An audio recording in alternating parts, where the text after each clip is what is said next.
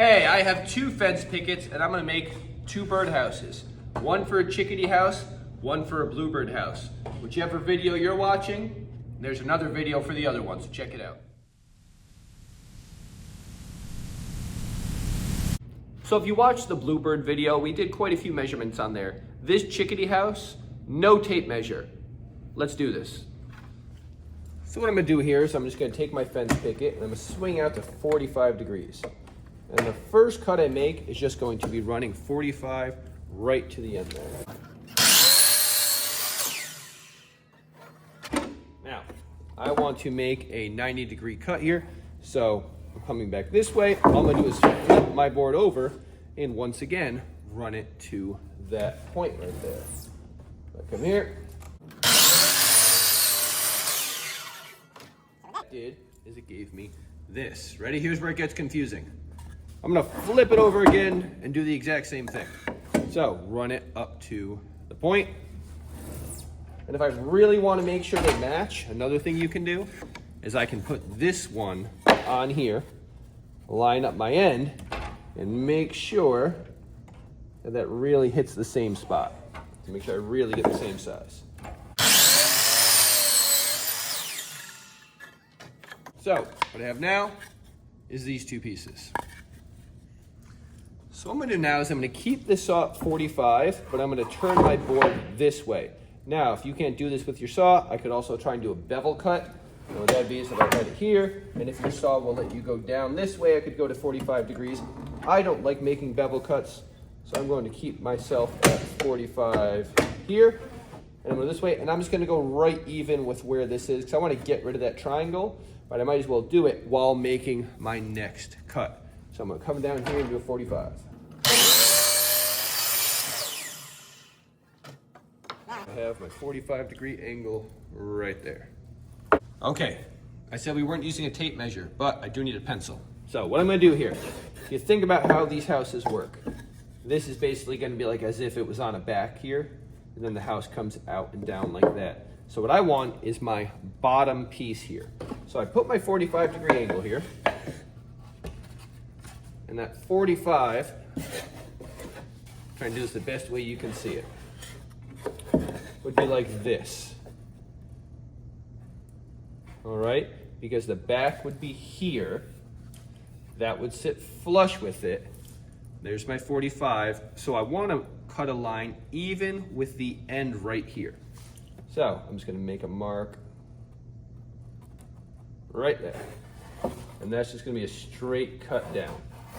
So again, take not your long side, all right, one of your short sides, put it even so that that 45 here runs right into it, and then mark this end. Now this is just a regular 90-degree cut. Line it up there. If you notice, I'm actually cutting on the scrap side. You can still see a little bit of the pencil line there. I don't want to cut right on the line because then I'll actually come up short. So if I did that correctly, let's see. This should fit like that, and that is absolutely perfect right there. All right, so for the next piece, I'm gonna put a 45 on the end over here again, and I'm just gonna, but I mean this way. So I'm gonna swing it out to the 45, open up, and I'm just gonna cut it down to put a 45 cut on the end here. And now, just like I did that bottom piece, I did that again. So I grabbed this piece of scrap wood here to help kind of make my point and show you how this works. So the piece I just cut, I just laid flat down, angling upward. I'm gonna take one of my triangle pieces, long side is here, I'm gonna set it flat here. This is that first short one that I cut. I'm gonna put it right here against that. And again, you see how that runs up. So what exactly are you looking at here? Think about it like this. This would be the back of the house because it's a triangle coming out right there. So what I'm thinking about here for my cut, this would be here. This is my other one of these. What I'm looking at, this is actually the top. So when you make this, you want to make it with a little bit of an overhang, usually about an inch or two. So I'm just going to kind of eye it. I'll go somewhere I'm not left-handed. All right, try not to block the camera. That's probably about 1 3/4, 2 inches out. And I'm just going to make a 90-degree cut right there. And after that cut, I think you'll kind of see how this all starts to come together here. So what you should have now, I started by making those 2 triangles. Then I made the short piece with a 45. Now I just made a longer piece also with a 45 on it. So what we have here, let's see if I can kind of put this together. This is the bottom. Oop. Well, this will actually be the top. I'm working upside down here. Again, so it'll be that, and that. If you can put together something that looks like that right now, then you are in good shape. Last thing we need to cut is the back, which actually goes here. So let's see if I can do this and still understand it when I flip it upside down. This is what I have left. I use the straight edge here.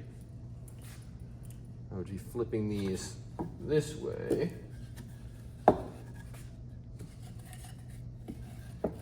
This should make a lot more sense now.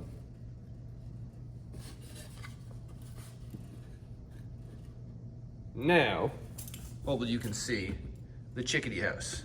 So what I need to decide is how long I want this to be. And this is like most birdhouses. Your back piece, you have a lot of freedom how big you want it. If I want kind of an even gap there, I could do something like that. I can make it a little bigger, a little smaller. If I was really customizing this, if I want to, laser engrave something up here, I might make that a little bit bigger. But I'm just gonna make it pretty even here. So yay big, yay big. Again, I said no tape measure.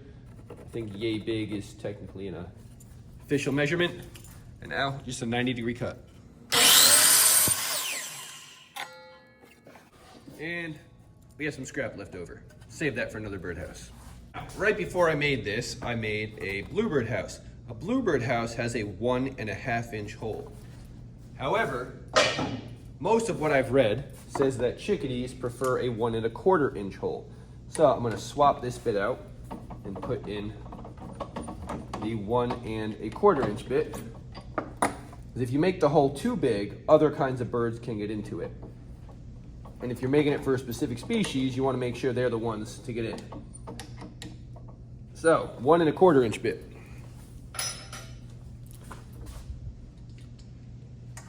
Now, thinking about how the house goes, this is going to be my back. These are going to be sticking out like this. Okay, so your hole goes up here somewhere. As long as you are at least, they say 6 to 8 inches up here, you're fine. So I kind of look at the halfway point, and I go kind of halfway between the halfway point and here, so about 3/4 of the way up, somewhere right in this range right here. Doesn't have to be exact. Again, the birds aren't gonna measure and complain about it if it's not right.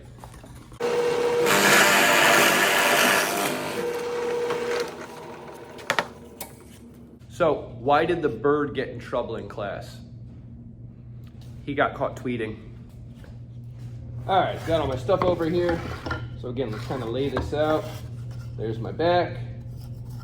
And go, because there's a little bit of a blowout there, I'm gonna put this on this side. So that would go there, that would go there. This piece goes on the bottom with that 45 down against the back.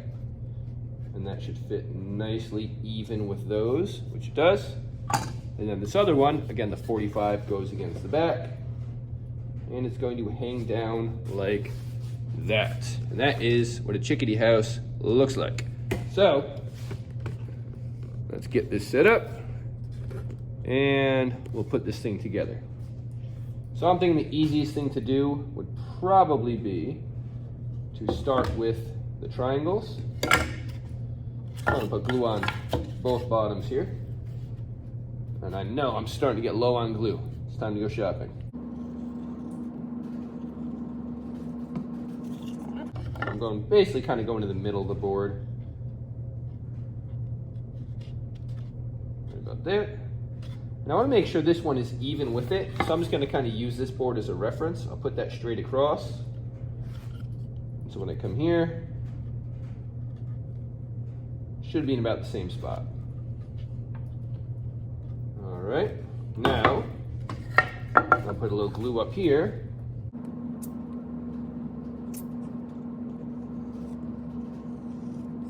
And I'm gonna put a little bit on this 45 piece right here. I'm gonna set that just like that.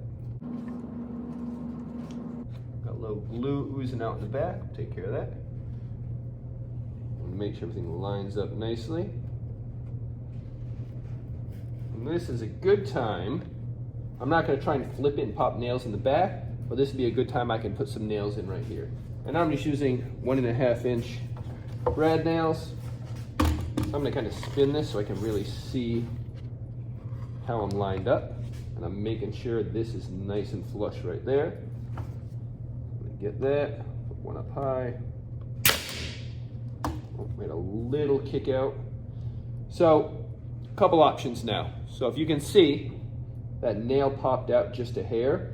You gotta think about what's happening here. If this was a spot where I had to actually worry about it being visible, I would probably grab these pliers, grab it, pry it out, and work from there. This is actually going to be covered by this, and it won't be visible. But I don't want it creating a gap, so once I get a few nails in here, I'm probably just gonna take a hammer and tap that down just so it's out of the way. Because, again, it's in a spot where it doesn't really impact anything. It's not gonna be visible. There we go. I'm gonna make sure my bottom is lined up where I want it. Over here, I'm kind of pushing it out to make sure it's flush here. I want to make sure this lines up well.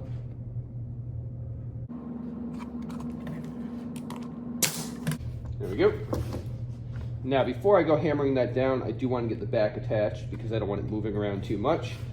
So this has been sitting for, I don't know, what, a minute or two. Probably not long enough to make it too sturdy, but what I can do is flip it here. I'm just gonna have to kind of squeeze this together right where I want it. And I'll pop the nail in like that.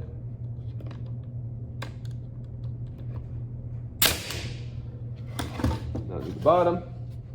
And again, I'm just watching right here, making sure that I'm flush. Making sure I'm not nailing anywhere near my fingers. Now do the other side.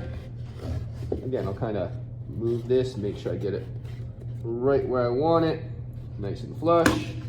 Come down away from my finger. Up here. Pretty good. So that is solid. So I want to get rid of that. I'm gonna grab a hammer real quick and just tap that down.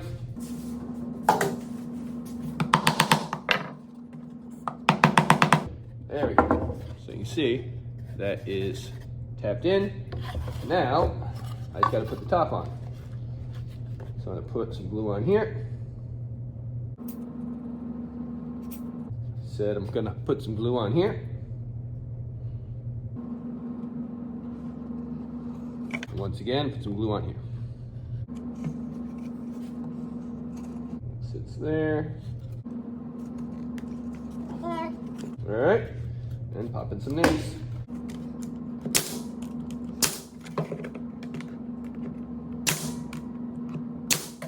And boom, a chickadee house.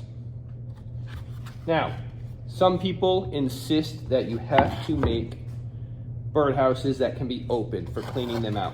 I have heard many people who are very big into birds say that's nonsense, that the birds will work with the old nest. If you wanted to make this so you could clean it out, instead of doing that with this top piece, I would have put 2 hinges right up here so that this could be opened up. All right, and if you really want to get crazy, you could put a little magnet in there or something to really keep it latched down, but this does the job. So one last very important piece of advice here. We made this hole 1 1/8 inch because that's what chickadees like. However, squirrels will try to eat this out so that they can get in there. Here's a picture of one I actually made. It was a bluebird house I made with my daughter, and we had it up for a season and the birds made a nest. Next thing I know, I came over and this is what it looked like. So the way to avoid that is with these things. These are metal inserts. So if you look right here, they just go right there, and you order them to fit the specific hole. So I've seen them in 1 1/8, 1 1/4, 1 1/2, so it's specific to the type of birdhouse you're building.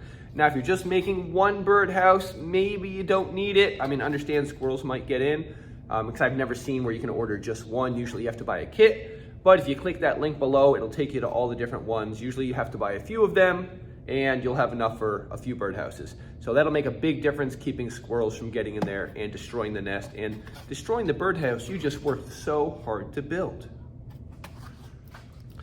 So if you had fun here, make sure you like, subscribe, and I will see you in the next build video.